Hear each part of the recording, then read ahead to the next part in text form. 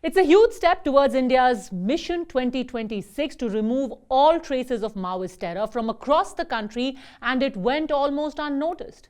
So what happened in mid-December and how was that made possible step by step? Let me tell you. For the first time in history, counter-Naxal forces set up their camp right in the den of Maoist commander Madhvi Hidma in Chhattisgarh. Madhvi Hidma, a man who has a 1 crore bounty on his head and commands the lethal Battalion 1 of the People's Liberation Guerrilla Army of the CPI Maoist. He is involved in 27 deadly attacks, including the 2010 Dantewada strike that killed 76 CRPF men, the 2013 massacre that almost wiped out Chhattisgarh's Congress leadership, and the 2017 attack that killed 27 men of the CRPF. Now you may think, what's the big deal? Aren't security forces supposed to do that anyway, to set up camps in Maoist territory? Not quite. Because remember, these are areas which so far were considered, or rather were declared, practically impregnable for decades. The writ of these red terrorists ran in these so-called liberated zones, and they were a hotbed for armed insurgency. But no more. How was this made possible? Let's tell you step by step. On the 14th of December, a forward operating base was set up by counter-Naxal forces in Golakonda on the Bijapur-Sukma border. Golakonda is the operating base for Hidma and his PLGA battalion.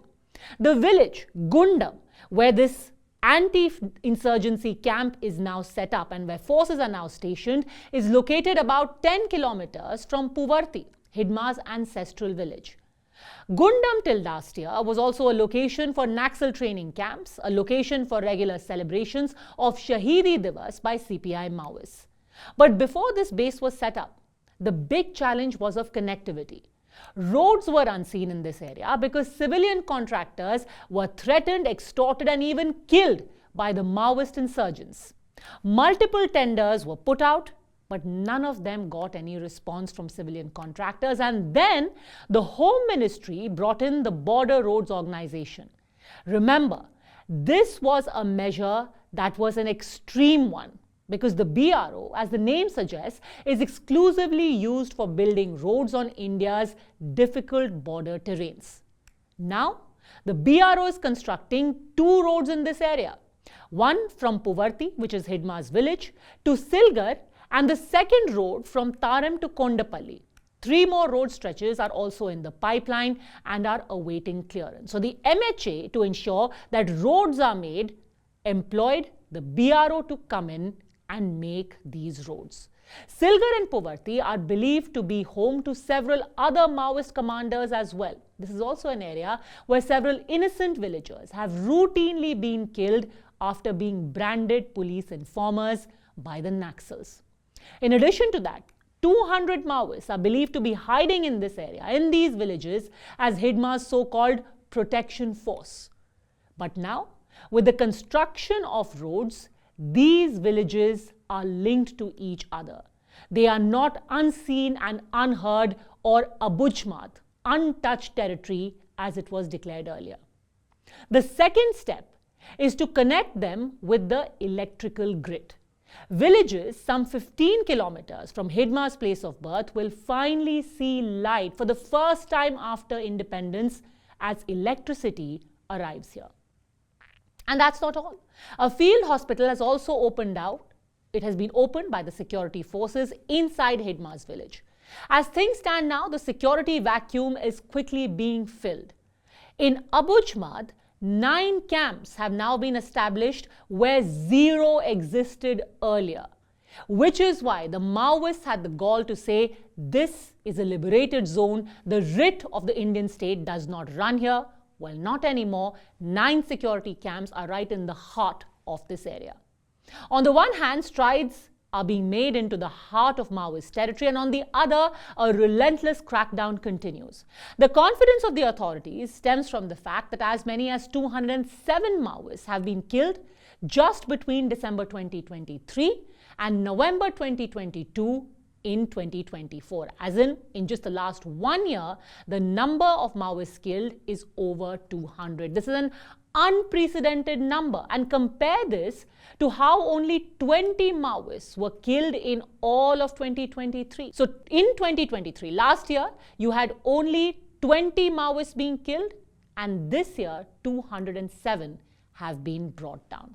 Hidma's own battalion number 1 has been trimmed from a strength of 600 plus fighters to only 300 who exist now. While the stick has been relentlessly used for the past 1 year, the carrot has been given to those who have surrendered their arms and shown a willingness to be assimilated with society. 800 Maoists have surrendered and a similar number arrested this year, which is nearly double of what we saw in 2023. Union Home Minister Amit Shah, in fact, visited a forward camp of Central Paramilitary Forces at Gundam village in Bastar division to mark this major win for security forces, and it's that occasion that he used to assure those who have surrendered that it's the government's priority to rehabilitate tribal youth who may have been misguided. अब भारत सरकार surrender युवाओं का और surrender लोगों के जीवन के कल्याण के लिए और इसके साथ साथ